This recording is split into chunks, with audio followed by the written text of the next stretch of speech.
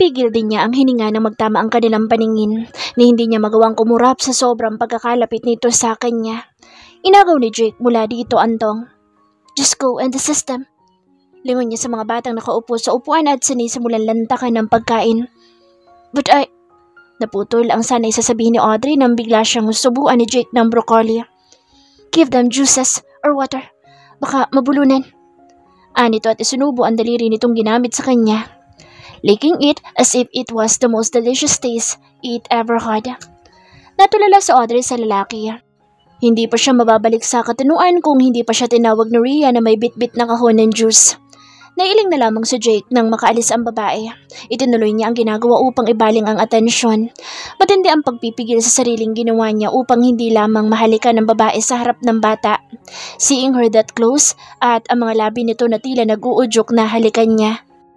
Nag-uumigting ang mga pangampilit siyang nag-iisip ng mga nakatutuwang bagay at itinutuon sa ginagawang atensyon. For the love of... Pilit niyang hindi mapausal. Nagtataka ang batang napatingala sa lalaking napabuntong hininga. Kanina pa ito nakatayo doon ngunit tila wala itong balak na bigyan siya. I'm sorry. Anas ni Jake nang mapatingin sa bata. Iniabot niya dito ang salad at nginitian. You're crazy, Jake. A crazy ass. Kastigo niya sa sarili. Kagat-kagat ni Maya ang daliri at hindi mapakaling nagpabalik-balik sa pagtayo at pag-upo. Hindi siya mapalagay dahil sa isipin kung papaano niya pagtatakpan ng amo at ang modelo. Diyos ko, paano ba to? Nagparuot pa rito siya dala ang kanyang tob at mahigpit na nakahawak doon na tila doon kumukuha ng suporta at lakas na sa palagay niya kung mabibitawan niya ito'y guguho na rin siya kasama ang pag-asang masalo ang pasan. Halos mabasag na screen sa higpit ng kanyang pagkakahawak nang mag-ring ang cellphone niya. Nilangon niya ito sa upuan at kinuha. Maya Hernandez, Mr. Sandoval's secretary speaking. What can I help you? Why so formal with me, darling? Ganun ka na ba ka-busy? At pati numero ko sa cellphone ay hindi mo makilala? Sandaling natigilan si Maya at nilingon ang cellphone. Numero nga ni Victor ang nakarehistro sa tawag. Sa sobrang okupado ng kanyang isipan ay hindi na niya napansin na si Victor pala ang tumatawag. Sasagot na sana siya nang muli magsalita ang nasa kabilang linya. I miss you. The thought of you being with the other man there. Parang gusto kong sundan kayo agad dyan and make love with you in front of them para ipaalam na akin ka. Gusto sanang kiligin ni Maya sa naririnig ngunit mas umalsa pa ang pagkainis niya kaysa sa kilig. Tigilan mo ako, Victor. If I know, may kinakalantari ka na namang isa sa mga empleyado. Me? No. Well, that was last week. But, honest pa ang loko sa ginawa. Mas lalo pa ata ang bumugso ang galit at inis ni Maya. Huwag ka nang tatawag pa. Alam ko, ang mga katarantaduhan mo. Hindi ka nakakatulong sa problema ko. Hey, we just had a coffee. Kasama na doon ang paglatag ng new proposal. Hindi ako naniniwala sa coffee shop lang pinuntahan nyo. Gamit na yung palusot mo. Ilang beses mo na yan dinahilan sa akin. Sino ba sa mga babae mo? Yung sa Vanessa na dinaig pa ang donya kung makaporma? Isang buong tawa ang narinig ni Maya mula sa kabilang linya. May gana ka pang tumawa? Oh darling, kung alam mo lang kung sinong pinagsasalosan mo. And to think na dalihin ko si Mr. Egbert sa isang cheap na motel? Pinantatayuan na ako ng balahibo. Anito at muling tumawa. Gustong mapahiya ni Maya sa sarili. Maring napapikit na lamang siya at ang nagtitimbing tono ay nagsalita. Kung yun lang itinawag mo, mas mabuti pa na ibababa ko. One more moment. Nasaan bang boss mo? Kanina ko pa siya tinatawagan but he's not answering. May problema ba? Yan nga mismo ang problema ko. But he's with Miss Fuentes. You mean they're together?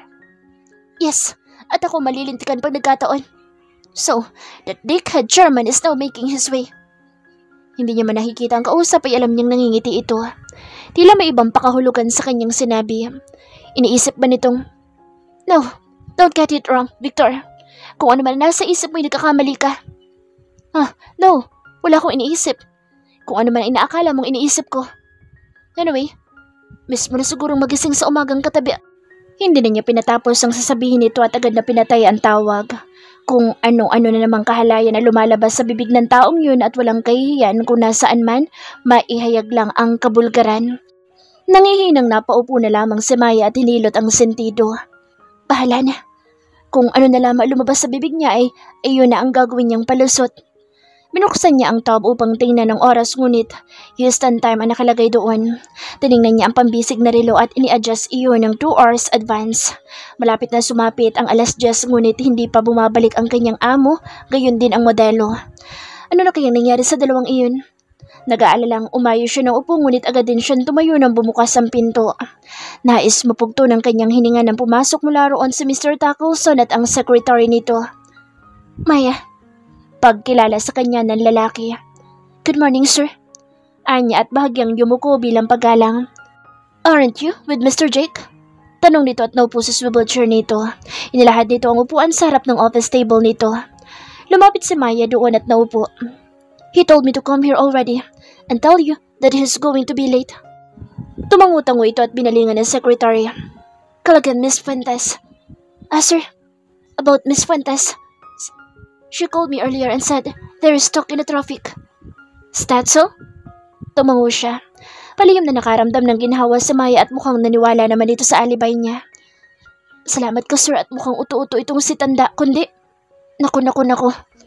Well then, it's good for us to take our breakfast first while waiting. Nito at tumayo. I'll reserve us a table. Nakangiting sabi ni Whitney. Shall we, ladies? Paanyaya ni Mr. Tackleson at pinagbuksan pa sila ng pinto. Gusto man tumanggi ni Maya ay hindi na niya ginawa. Kailan ba matatapos ang paghihirap ko? Kahit napipilitan ay tumango siya dito at lumabas na ng office. Come with us, Miss Fuentes, and share us with food. Paanyaya na isang ginang kay Audrey matapos mabigyan lahat ng pagkain. Tatanggi na sana siya dito ngunit huli na dahil agad na din siyang hinila ng mga bata paupo sa isang lamesa. Natawa pa siya nang makita ang isang maliit na upuan at lamesang pambata. May payong sa gitna noon upang panangga sa sikat ng araw. Tiyak niyang inihanda talaga ng mga ito iyon para sa kanya dahil nakahanda na doon ng pagkain. May bulaklak din sa gilid ng lamesa at ilang cards na gawa sa iba't ibang kulay ng papel. Nang makaupo ay napagtanto niyang hindi lamang siya nakaupo roon. Jake was sitting in the small chair. Batid niyang nahihirapan ito sa pwesto ngunit hindi nito ipinapahalata iyon. She knows that he doesn't want to disappoint the children with their effort. Kaya kahit hindi komportable ay ipinagkakasya nito ang sarili sa maliit na upuan. Sa kabilang lamesa ay nakaupo si Rhea at si Jackson. Takpan mo nga yung katawan mo. Ako walang ganang kumain. Sabihin mo masarap ang ulam. Kanin na lang ang kulang. Anong masarap? Kung pagtutusukin kaya kita ng tinidor. Banta ni Rhea at itinutok dito ang hawak na plastic fork. Mabuti na lamang ay walang nakakaintindi sa dalawa maliban sa kanila. Kundi ay magiging masamang ehemplo talaga ang mga ito sa mga bata. Nalingon ni Audrey ang isang batang lalaking nahihiyang mag-abot sa kanya ng cord. This is for me? Tanggap niya sa cord. Nahihiyang tumango ito. Oh, thank you. Dinala niya sa dibdib ang sulat. Can you give me a hug? Anya at ibinuka ang mga bisig. Walang pakundangan lumapit at yumakap sa kanya ang bata. Gumanti siya ng yakap dito. She tapped his little nose nang kumuwala na ito. I will read this later. May ngiti sa mga labing tumakbo ito pabalik sa mga kalaro. I didn't know. You have a sponsorship and charity for children with cancer. Why didn't you tell us? Maya-maya tanong ni Jake. Nilingon niya ito. Nilalaro nito sa plato ang salad saka tumusok doon at sinubo. Iniisip ni Audrey kung paano niya ba rito sasabihin ang tungkol sa bagay na iyon nang hindi ito naiinsulto. The time you talk us about your proposal contract, this charity and sponsorship, ang tinutukoy kung hindi ko pwedeng isang tabi. Kung ganoon pala ay sana, ang manager mong kinausap namin. Tumingin ito sa kanya. No, it's okay. Gusto ko na rin magpasalamat sa tulong mo. But don't worry, handa akong kaharapin ang isasampa mong kaso. Why did you think I'm going to file a case? Dahil sa paglabag namin ng contract? Hindi alam ni Audrey kung may mali ba siyang nasabi nang tumawa ito ng bahagya. His sexy voice, while laughing, ay kay sarap sa pandinig ng buong-buo nitong tinig. May mali ba sa sinabi ko? Anya sa naiinis na tinig. Awan niya ba't naiinsulto siya sa paraan ng pagtawa nito? Miss Audrey Atienza. Tumigil ito sa pagtawa at mainam na tumingin sa kanya. Hindi sa lahat ng bagay na nalalabag ay kailangan pairali ng batas. Minsan kailangan din natin pairali ng pagiging makatao. Napapahiyang napayuko na lamang sa Audrey sa kinaupan. Wala na siyang masasabi pa rito dahil tama naman ito. Gamit ang hinlalaki at hintuturong daliri ay kinamay niya isang slice ng tuna sa kanyang pinggan. Isubo na niya sana iyon nang may kamay na humawak sa kanyang braso at ilayo sa kanya iyon. Sa pagkatigagal ay hindi agad nakahuma si Audrey nang isubo ni Jake ang kanyang daliring may hawak na tuna. Inagaw ng dila nito mula sa kanyang daliri ang tuna. Ramdam na ramdam niya ang init na nagmumula sa bibig nito na nananalaytay at mabilis na kumakalat sa kanyang katawan. Ang kakaibang elektrisidad na iyon ay may kung anong napukaw sa damdamin niya. Damdaming matagal nang namatay at ngayon muling nabuhay. Mabilis na binawi ni Audrey ang kamay ngunit hindi iyon pinakawala ni Jake. Hawak nito ang kanyang palapulusuan at marahang dinilaan ang tuktok ng kanyang hintuturo. Tila naniga sa Audrey sa kanyang kinauupan sa ginawa ng lalaki. Ang puso niya ay tila hindi niya maikalma mula sa pagdugundong nito. The children, they are all sweet son of God. Tukoy nito sa mga bata. How about our child, Audrey? Tila nabingi sa Audrey na tanging boses lamang nito ang kanyang naririnig. Wala siyang maapuhap na sasabihin at nakatitig lamang dito.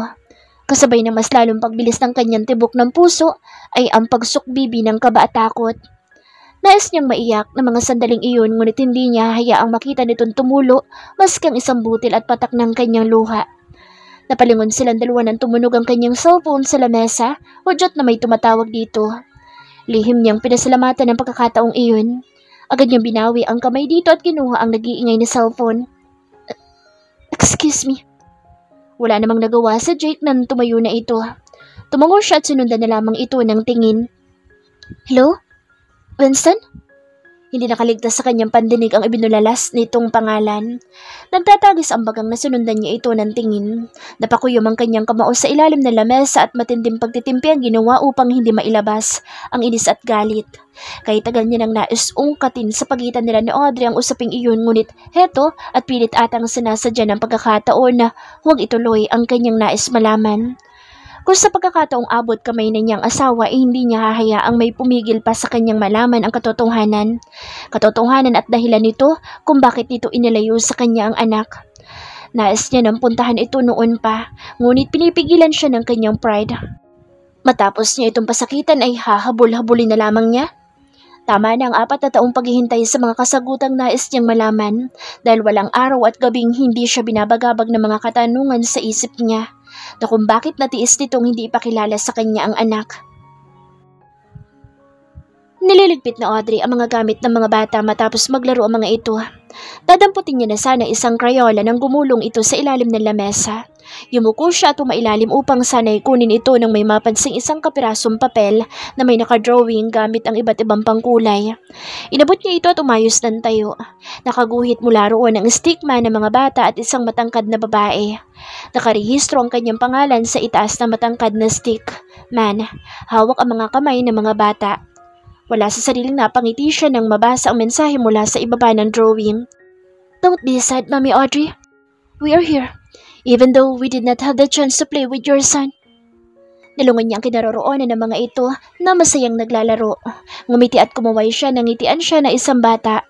Her heart melts nang makitang kasamang maglaro ng iba pang bata ang isang batang naka-wheelchair. Ipinararamdam ng mga ito na hindi basehan ng katayuan o pisikal na kaanyuan upang mapabilang sa isang samahan. Bata pa lamang ang mga ito ay malilinis na ang puso. Kahit walang muwang sa mundo'y maiintindihan ng mga ito ang nararamdaman ng mga nakapaligid sa kanila. Like her. Muli niyang niyuko ang hawak. Nararamdaman at naiintindihan ng mga ito ang pagkalumbay niya sa anak. Audrey? Nilingon niya sa Rhea at inilapag ang hawak. Aalis na ba tayo? Oo, isinasakay na ni Jackson yung ibang gamit. Tapos ka na ba? Tango niya at inilagay sa lalagyan ang mga nagkalat na Crayola. Tatapusin ko lang ito. Kaalis lang ni Mr. Sandoval. Napatigil sa Audrey sa ginagawa. May hahabulin pa daw siyang meeting kaya nauna na.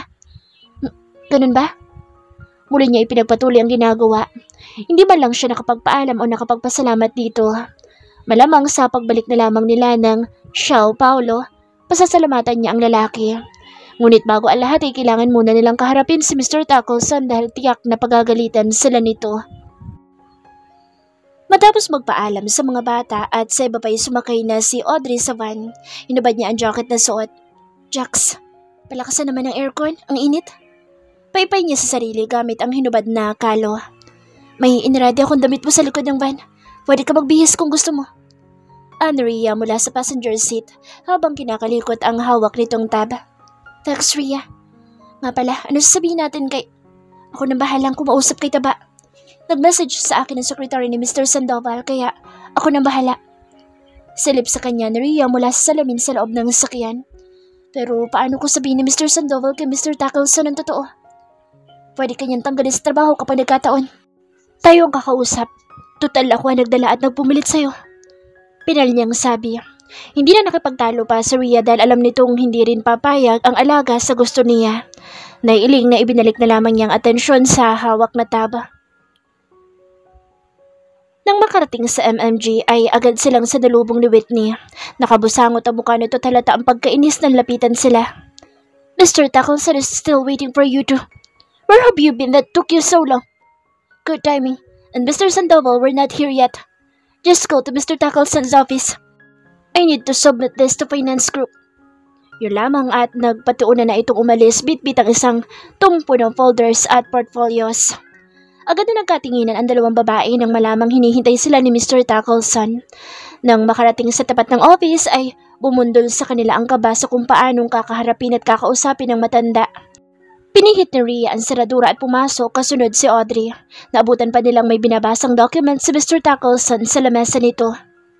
You're here already. Nito nang hindi malang nag-abalang tapunan sila ng tingin.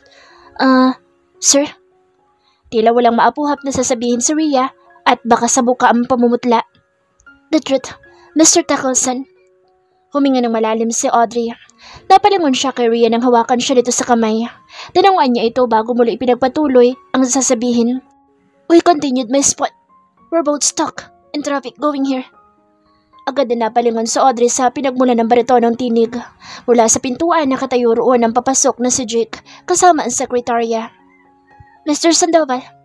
Pagkilala ng matanda at agad na nilapitan ito at kinamayan. Jake.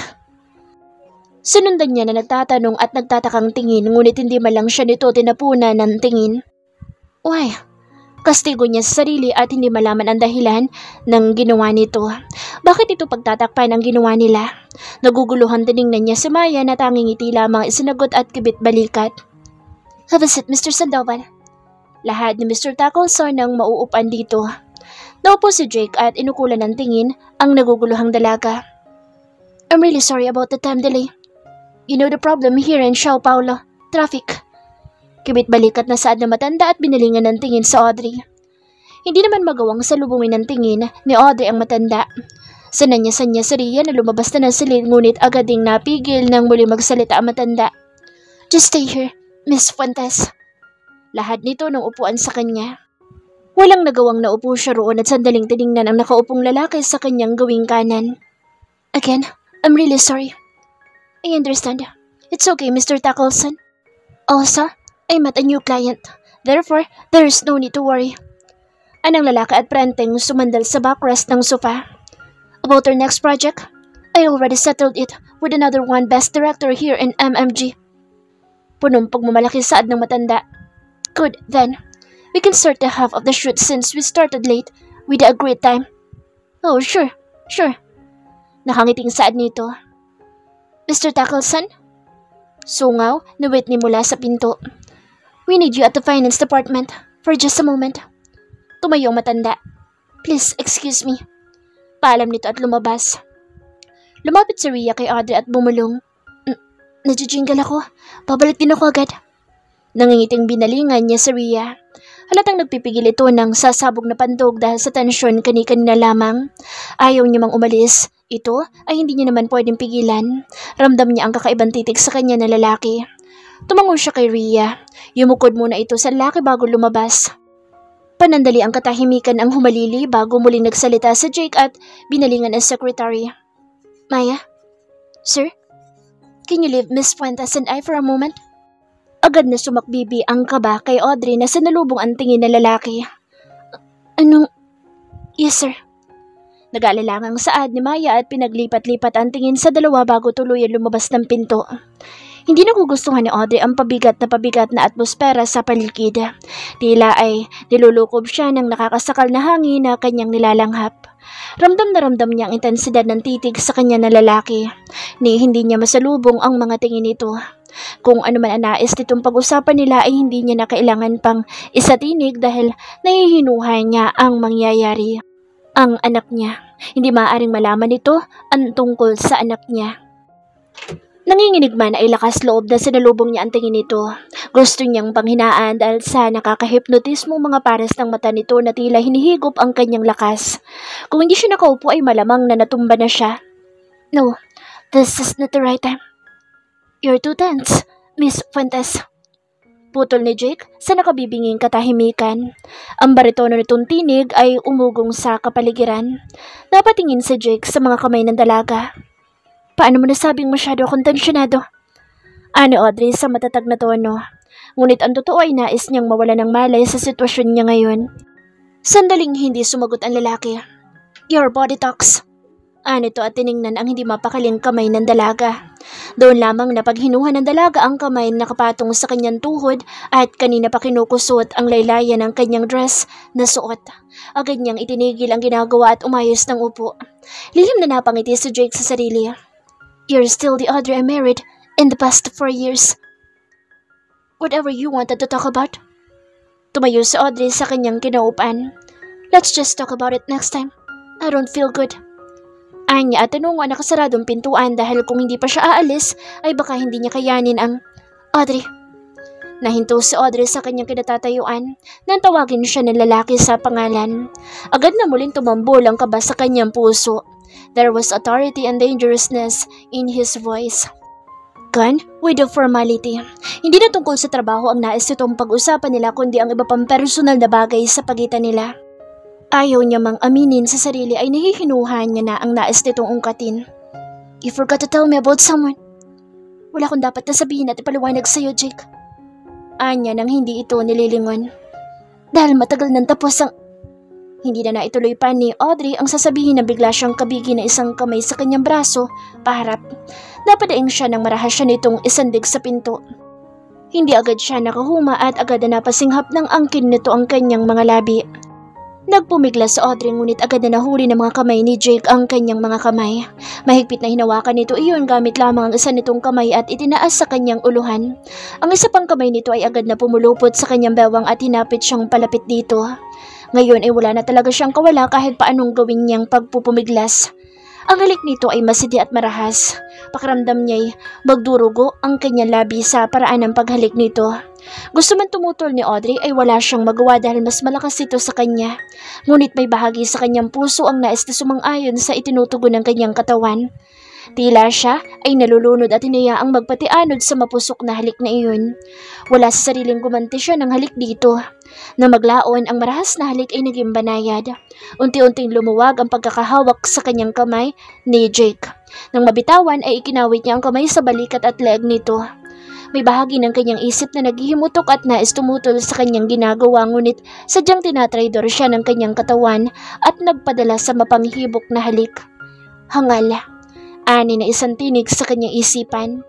Ang kamay ni Jake na nasa kanyang likuran ay marahang humahagod na mas nagbibigay ng kakaibang init sa kanyang katawan. Ang isang kamay nito ay nasa kanyang batok at marahang hinihilot iyon. Sa paraang iyon ay mas lalo pang lumalalim ang kanilang halikan.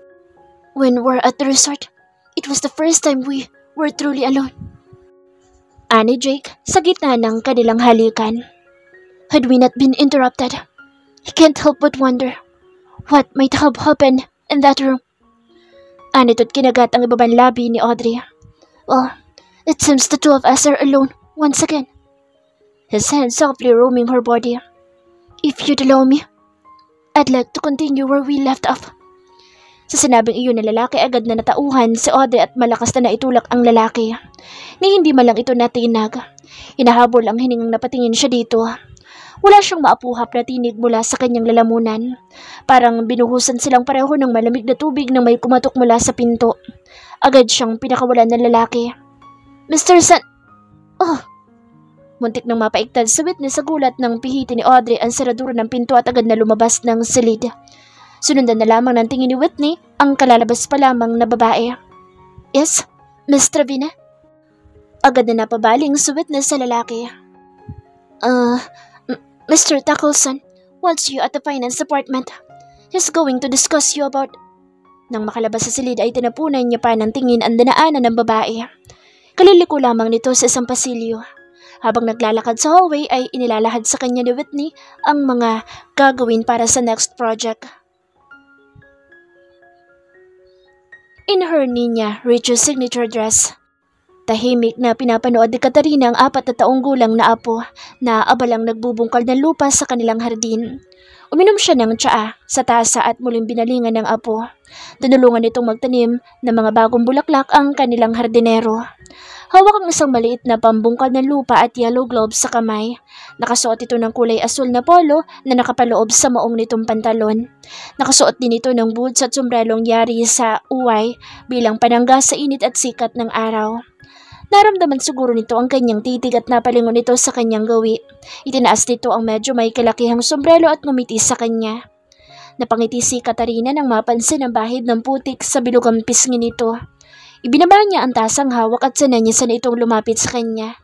Binitawan nito ang hawak na pambungkal at hinubad ang suot na yellow gloves, saka tumayot lumapit sa kanya. Grandma! Nakangiting lapit sa kanya ng apo. Hinubad ni Katerina ang suot itong sombrero. Aren't you sweaty? I am, but I'm enjoying helping Uncle John in gardening or garden. Turo nito sa hardinero na tinatanggal ang mga patay na dahon sa mga halaman. Kumaway ito sa kanila bilang pagbati. Tinunguan ito ni Katarina at muling binalingan ng apo. Kumuha siya ng tissue sa lamesa and gently wiped the dirt in his cheeks. Grandma, where's Daddy? Napatigil sa pagpupuna si Katarina sa tanong ng apo. Binalingan niya ito at nginitian ng nagpapaintindi. He's in his work. He's always at his work. And I didn't see him for so long, only in pictures. He has no time for us with Mommy. Labi nito at humalukip-kip. Hindi alam ni Katarina kung maawa o matatawa na sa apo. Sa kakyutan nito ay nakakaramdam pa rin siya ng simpatsya dito dahil sa pagkawalay sa ama. Let's just understand your daddy. Perhaps, one day, he'll be surprised and we'll see your dad. Tapik niya sa tungki ng ilong nito. Mula sa pagkabusangot ay unti-unting naliwanag ang mukha ng bata. Really, Grandma? Tango ni Katarina sa apo. Yay! I'm gonna see my dad soon! Masayang sigaw nito at nagtatalon pa. Nakangiting pinagmamasdan lamang niya ang apo ngunit may bahagi ng kanyang isipan at puso ang nalulungkot dahil ayaw niya naman paasahin ang bata. Naawa siya dito dahil sa tagal ng pagkakawalay sa ama nito. Grandma, can I go to Mommy, Audrey at her work? Let me see what time she's available. No, Grandma. Putol sa kanya nito. I want to surprise Mommy. Is that so? Tumango ito at baka sa muka ang excitement. Okay. I'll call your Aunt Rhea instead, so Jackson can drive you there. Kuha niya sa phone sa lamesa. Are you not going with me? Napalingon siya sa apo. Nahihimigan niya ang pagtatampo nito. Oh, I'm so sorry, baby boy. I can't. I need to go in a meeting with your grandma's amigas at Porcalino. Next time, surely I will. Marahan itong tumango. Such a good boy. Gulo niya sa itim nitong buhok. Laddie? Tawag niya sa personal yaya ng apo. Please, prepare Hill. He's going to her Mommy Audrey at Shao Paulo. Yes, senyora. Tango nito at inakay ang apo. Nang makaalis ay agad niyang tinawagan ang numero ng manager ng apo. Makailang ring ang lumipas bago ito sumagot. Hello, Rhea? Is Audrey available right now? Kalalabas lamang ng Department DJ kasama si Mr. Tackleson matapos makipag-usap sa executives ng MMG. She checked the time in his Cartier wristwatch. It's 2:16 in the noon. Napagpasyahan nilang ipagpabukas na lamang ang shoot dahil sa biglaang meeting. Kanina sa meeting ay hindi niya na nakita ang modelo. Tanging manager lamang nito ang umattend. Mr. Sandoval? Tawag pansin sa kanya ni Mr. Tackleson. This is Mr. Crantin, the shareholder of MMG and executive director. Pakilala nito sa isang lalaking tansya niya nasa mid-40s na. Pleased to meet you, Mr. Sandoval. Lahad kamay nito sa kanya na agad niya naman tinanggap. Ito. Mula sa likuran ni Mr. Crandin ay nahagip ng kanyang paningin ang pagdaan ni Winston. Mukhang abala ito dahil may kausap sa telepono. Mukhang alam niya ang pupuntahan nito dahil hindi malabong magkasama ito at si Audrey.